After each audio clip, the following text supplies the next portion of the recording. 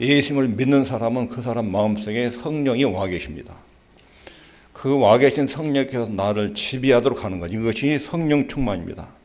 성령 충만이라는 것은 인격적인 성령의 지배와 통제를 받는 것, 이것이 성령 충만입니다. 하나님께서 내 아들, 딸들은 성령의 지배와 인도를 받아야 된다. 명령입니다. 필수사항입니다. 두 번째로는 매일 매 순간마다, 현재 진행형, 매일 매 순간마다, 지금도 예배당 밖으로 나갈 때도 순간순간마다 아내와 남편이 대화할 때, 부모와 자식이 대화를 나눌 때, 사람을 만날 때, 직장에서 순간순간 성령의 인도 아래서 대인관계가 이루어져야 됩니다. 이거 현재 진행형, 그 다음에 수동태, 이것은 내 스스로에게서 나온 것이 아닙니다. 성령의 감동과 역사로 가능합니다. 이런 성령 충만에 대한 원리를 지난주에 말씀드렸습니다. 오늘은 어떻게 이 성령 충만이 우리에게 가능한가? 어떻게 성령 충만한 삶이 성도들에게 이루어지는가? 그러기 위해서는 먼저 성령 충만을 위해서 피해야 될 것을 성경에 세 군데서 말씀하십니다. 첫 번째는 사도행전 7장 5절에 너희가 항상 성령을 거스려 너희 조상과 같이 너희도 행하는도다. 성령을 거스린다. 이건 불신자들의 상태를 말합니다.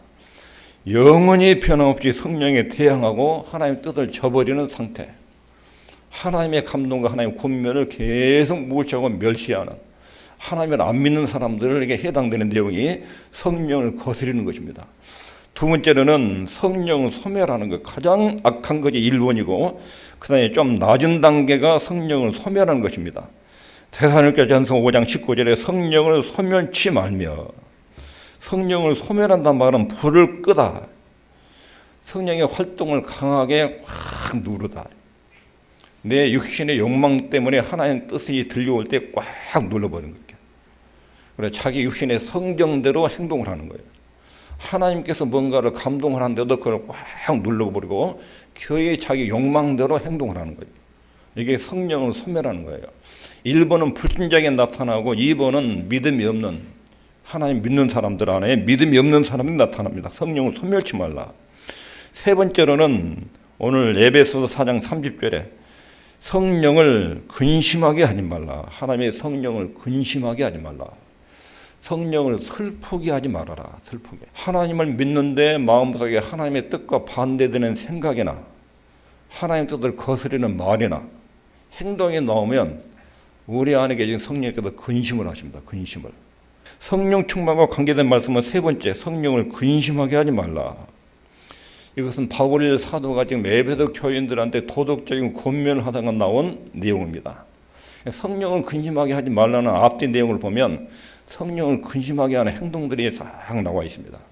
이러이러한 행동들이 성령을 근심하게 한다. 예를 들면 28절에 도적질하지 말라. 도적질하는 것은 성령을 근심하게 하는 것입니다. 성령을 기쁘게 하는 것은 네 손으로 열심히 일을 해서 다른 사람을 도와줘라, 구제해라. 그럼 성령이 아주 기뻐하신다.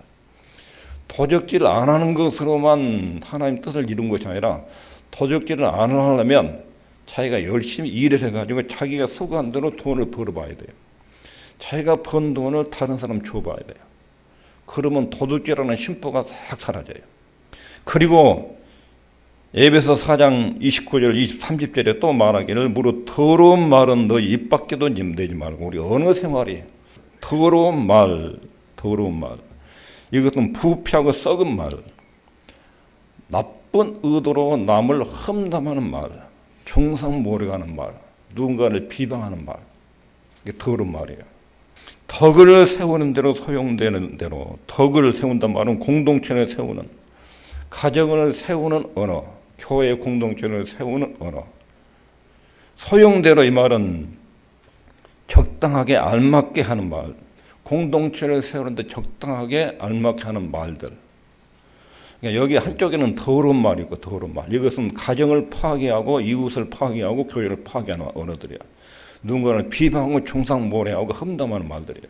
이쪽에는 덕을 세우는 대로 선한 말을 하여, 선한 말이 뭐지요? 듣는 사람에게 은혜를 끼치게 하라. 듣는 사람의 가정이 회복되고 교회가 살아나고 인격이 살아나고 믿음이 더 좋아지게 만들고, 그래가지고 은혜를 끼치게 하라. 이게 선한 말이에요, 선한 말. 그러니까 더러운 말을 하면 성령이 근심케 하시고, 선한 말을 하면 하나님이 기뻐하시고. 근데 이 더러운 말하고 선한 말을 그 다음에 가서 또 설명을 해요. 너희는 모든 악독과 노함과 분념과 떠드는고 해방하는 것 5가지를 말해요. 성령을 근심하게 하는 마음 상태, 이 마음 상태가 언어로 표현되는데 이게 더러운 말로 나오는 거예요.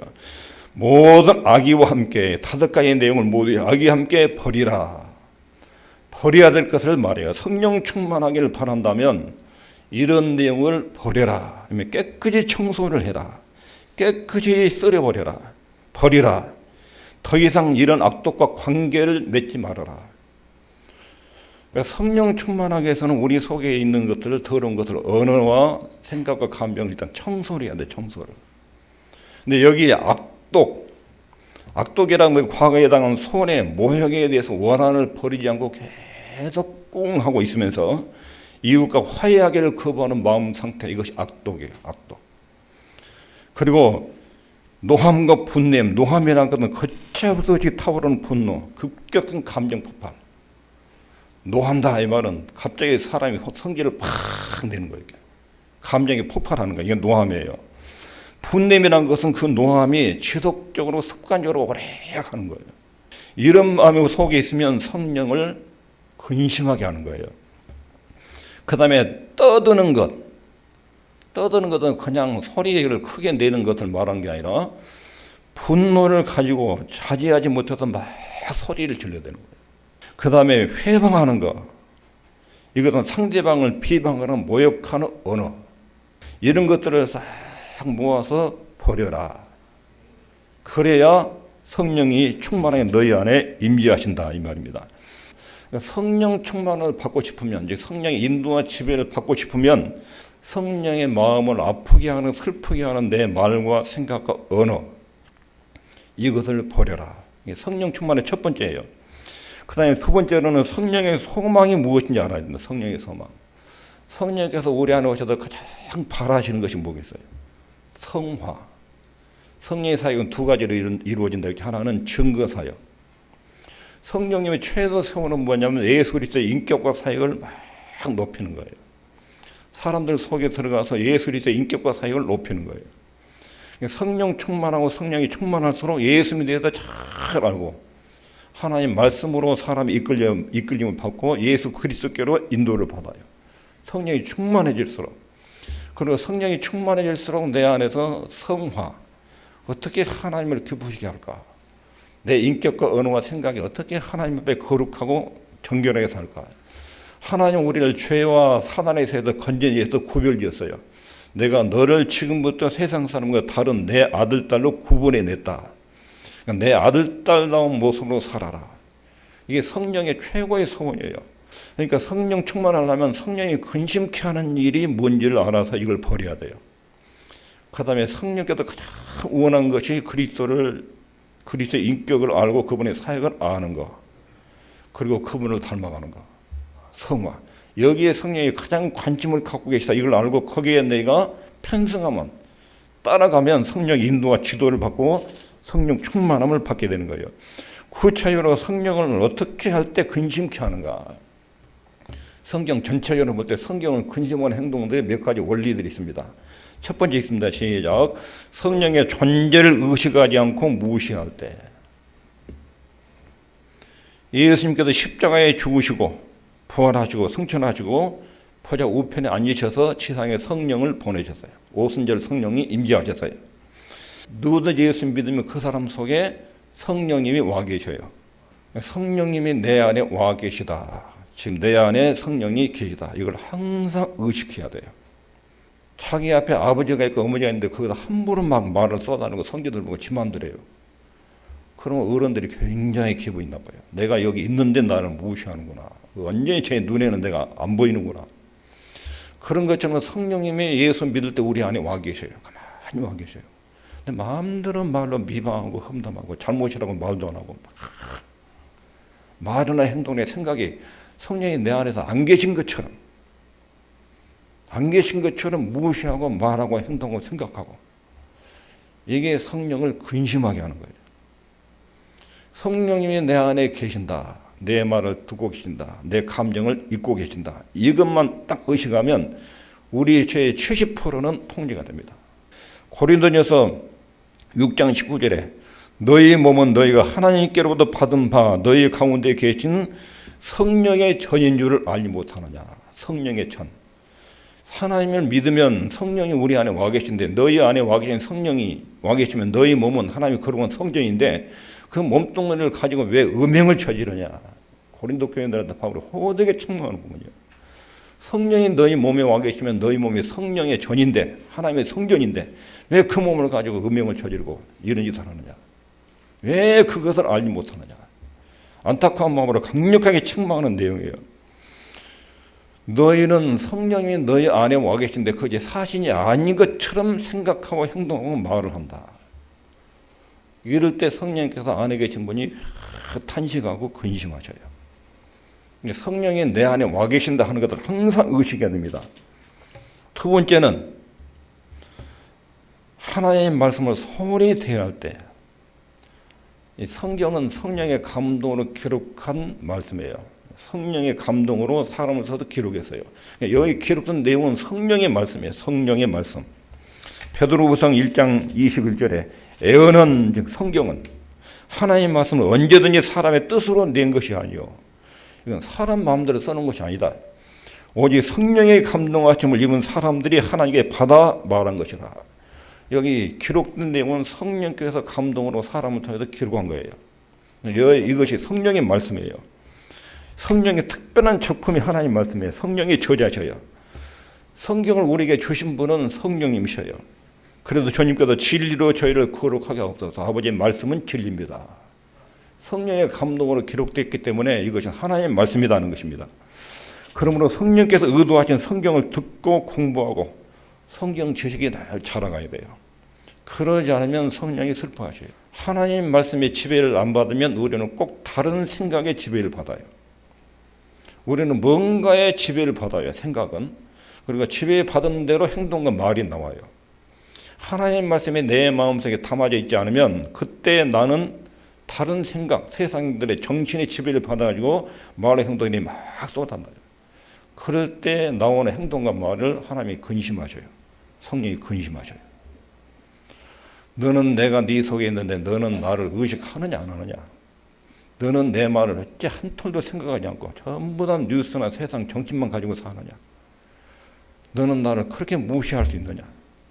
성령께서 탄식하면서 역사를 안 하셔. 인생에 팍팍해요. 짜증나고 괴롭고 화나고 신경 쓰이고 하나님 믿는 냄새가 전혀 안 나고 이렇게 살아가는 모습을 성령이 심하게 근심을 하셔요. 말씀을 소홀히 대함으로 기록된 말씀을 무시함으로 성령의 역사하시는 일반적인 원칙은 성경 말씀을 통해서 역사하십니다. 이것은 정상적으로 일하시는 방식입니다. 성령님 반드시 말씀만 통해서 일하신다 이렇게 말하면 안 돼요. 정상적으로 성령께서 역사하시는 방법은 성경을 통해서 일하셔요. 그러나 그 유일한 방법이 아니에요. 그러나 정상적으로 일할 때는 하나님의 성령님은 말씀을 통해서 역사하십니다. 비상수단으로 체험과 감동과 환상에 대한 기적을 통해서 일하셔요. 그 비상적인 수단이에요. 일반적으로는 성령께서 우리에게 역사할 때 기록된 말씀을 통해서 역사하기 때문에 하나님 말씀을 통해서 하나님을 만나고 성령의 감동이 말씀을 통해서 일어난다는 것을 기억을 해야 됩니다. 세 번째 근심하게 하는 것은 성령님의 목적과 소망에 대해서 의심을 할 때 성령님은 세상에 어떤 세력보다 능력이 있고 마귀의 어떤 권세보다 능력이 있습니다. 그런 분이 내 안에 계십니다. 그러니까 내 안에 계신 성령의 능력을 내가 믿고 신뢰하고 의지하는 거예요. 그런데 이것을 안 하는 거예요. 이것을. 어떤 문제가 인생사에서 딱 터졌어요. 그런데 성령이 엄청난 능력을 가지고 내 안에 계신다는 것을 인식을 안 해요. 생각을 안 해요. 그런 내 능력으로 힘으로 지혜로 할 수 있는지 없는지를 생각하고 절망하고 찾아가고 내 안에 계신 성령의 능력을 찾지도 않아요. 부리지도 않고. 그러면 성령께서 알죠. 내 안에. 내 인생에 큰 숙제가 왔는데 내가 너 도울 수 있는데 네 마음에 평강을 줄 수도 있는데 도울 수 있는데 왜 나한테 한마디도 안 하느냐. 성령의 능력은 원수 마귀보다 엄청나게 탁월하고 위대하십니다. 하나님이기 때문에 요한일서 4장 4절에 자녀들아 너희는 하나님께 속하였고 또 저희를 이겼나니 이는 너희 안에 계신 이가 세상에 있는 이보다 크심이라. 너희 안에 성령이 항상 24시간 상정하고 계시는데 그분이 세상의 모든 문제보다 크시다. 마귀의 어떤 세력과 능력보다 크신 하나님이 네 속에 좌정 계시다. 그 성령의 능력을 의심하지 말아라. 성령의 능력을 의심하면 그분이 근심하신다. 그 다음에 네 번째는 성령님 대신 자기를 높일 때 빌립보서 2장 5절에 너희 안에 이 마음을 품으라. 곧 그리스도 예수의 마음이니. 예수의 마음이 어떤 마음인지 그 다음에 설명하지요. 그는 근본 하나님의 본체시나 하나님과 동등됨을 취할 것으로 여기지 아니하시고 오히려 비어 종의 형체를 가져 사람들과 같이 되셨고, 예수님이 땅에 와 계신 동안 종의 형체, 즉 인간의 몸을 입고 자기를 높이지 않고 복종하셨어요. 예수님이 땅에 계시는 동안 언제나 성부 하나님의 뜻과 성령님의 뜻에 자기 뜻을 철저하게 굴복을 시켰어요. 그것이 땅에 오신 주님의 마음이에요. 우리의 의지와 우리의 뜻을 철저하게 하나님의 뜻에 복종시키는 것. 그런데 내 뜻을 가지고 하나님의 뜻을 밀어붙여버린 거예요. 튕겨버린 거예요. 내 생각을 가지고 하나님의 생각을 튕겨버린 거예요. 이럴 때 성령께서 근심하셔요. 다섯 번째, 잘못된 생각과 행동들, 어떤 형태든지 우리 속에 죄악된 생각이나 언어나 행동이 들어오면 그때 성령께서 근심하십니다. 갈라디아 5장 19절부터 21절에 육체의 일, 육체의 일은 현재 아니에요. 즉 음행, 더러운 것, 호색, 이게 전부 다 성적인 것입니다. 음행, 더러운 것, 호색, 이런 생각이나 말이나 행동이 나오면 하나님이 굉장히 근심하시고 우상 숭배, 술수, 원수 맺는 것, 분쟁, 시기, 분냄, 당짓는 것, 끼리끼리 모이는 것, 분리, 이단, 투기, 술 취함, 방탕함, 이런 것들이 육체의 일이다. 육체의 일들이 우리 속에다 작동을 하면 성령이 근심하셔요. 갈라디아 5장 10절 육체의 소욕은 성령을 거스리고, 육체의 소욕들, 이런 소욕들이 들어오면 성령을 막 거스리고 반항하는 이런 현상이에요. 성령님은 굉장히 민감하고 온유하고 부드럽습니다. 육체의 범죄에 속한 일이 우리 마음속에, 생각 속에, 행동 속에 들어오면 성령께서 근심을 하십니다. 죄를 정의할 때 죄는 어떤 특정한 행동으로 규정하는데, 성령 충만과 관련된 죄를 말할 때는 성령을 슬프게 하는 것, 성령을 근심시키는 것, 이것이 죄예요. 그리고 또 성령을 근심케 하는 것, 성령의 뜻을 향하는 일을 주저주저 할 때 하나님 말씀을 들려주고 어떤 성령의 감동으로 내가 이때 이래야 된다는 감동이 왔어요. 근데 그대로 하는 것을 놓고 내 자신의 교만이나 자존심이나 이런저런 상황 때문에 주저주저 하고 있을 때, 그럴 때 성령께서 근심을 하십니다. 그리고 일곱 번째는 성령님보다 은사와 능력에 더 관심을 쏟을 때, 자녀들이 부모를 대할 때 부모의 재산이나 부모의 이용 가치를 들여다보고 대하는 거예요. 그럼 부모를 못 오가는 거예요. 그럼 부모를 존경하는 사랑한 게 아니에요. 부모님이 내게 베풀어진 은혜와 사랑 때문에 대하는 거, 이것은 부모님에 대한 올바른 태도예요. 성령님의 은사와 기적과 능력을 우선시하고 인격적인 성령에 대해서는 무관심하는, 이것도 성령을 근심케 하는 거예요. 근데 성령의 능력을 자꾸 요구해요. 능력과 체험과 기적과 은사들, 이쪽에는 관심이 많은데 성령님 자체에는 관심이 없는 거예요. 이런 태도를 취하면 부모를 놓고 부모의 인격을 존중하지 않고 부모의 이용 가치, 이걸 노리고 접근한 것도 똑같은 행동이에요. 이럴 때 성령께서 우리 마음에서 슬퍼하십니다. 예수님이 요한복음 16장 13절부터 14절에 그러나 진리의 성령이 오시면 그가 내 영광을 나타내니, 성령의 최대의 관심은 예수님의 인격과 사역을 통해서 이루어진 구원사역, 구속사역. 이것은 창세전에 삼위 하나님께서 의논하신 부분이에요. 우리가 온 우주를 만든다, 인간을 창조한다. 인간이 타락하면 성자 하나님의 십자가에서 이 죄를 처리한다. 처리되면 오순절에 성령이 내려가셔서 예수님의 구원사역을 인간에게 적용시킨다. 성령의 최대 소원은 예수 그리스도를 통해서 이루어진 인간에 대한 구원 사역, 이것을 사람들이 알리는 거예요. 빌립보서 3장 8절에 바울 사도가 내 주 예수 그리스도를 아는 지식이 가장 고상함을 얘기합니다. 세상에 있는 모든 지식은 내가 배설물처럼 여기는데 예수님을 아는 것이 너무 고귀하다. 우리 주님을 아는 것이. 성령 하나님이 육체를 입고 땅에 오신 것, 그리고 땅에서 이루신 일, 고난, 십자가의 죽음, 부활, 승천, 재림. 예수 그리스도가 너무 신비롭고 아름답고 영광스러워. 성령님의 역사는 항상 그 예수 그리스도의 사역과 인격을 계속 드러내는 겁니다. 그러므로 성령님의 은사와 능력보다 성령님, 인격적인 성령님의 마음과 인격에 관심을 쏟는 것, 이것이 성령님을 기쁘게 하는 것입니다. 그러면 성령님을 근심 있게 하지 않기 위해서 할 일이 뭔지, 어떻게 하면 성령님을 기뻐하시는지 첫 번째 있습니다. 시작. 성령의 인도를 받아야 합니다. 성령의 인도. 내가 이르노니 너희는 성령을 쫓아 행하라. 그리하면 육체의 욕심을 이루지 아니하리라. 그 다음에 25절에 만일 우리가 성령으로 살면 또한 성령으로 행할지니 같은 말입니다. 성령의 인도를 받으라. 죄를 짓지 않는 방법이 뭐냐? 성령의 지배를 받으라. 죄를 안 짓는다. 육체를 이루지 않는다. 두 번째는 성령은 인격적인 분이에요. 인격적인 분. 성령은 물질이나 어떤 힘이나 영향력이나 어떤 기운 그런 것이 아니에요.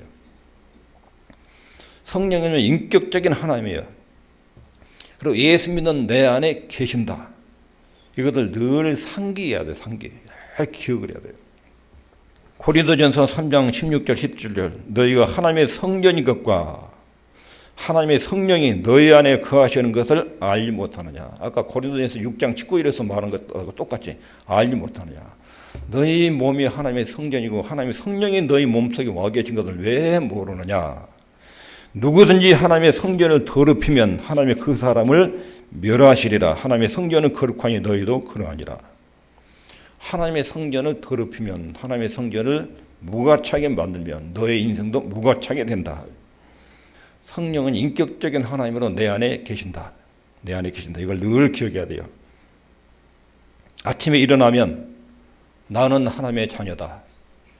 성령님이 내 안에 계신다. 오늘 하루 성령이 나하고 같이 사신다. 나는 혼자가 아니다.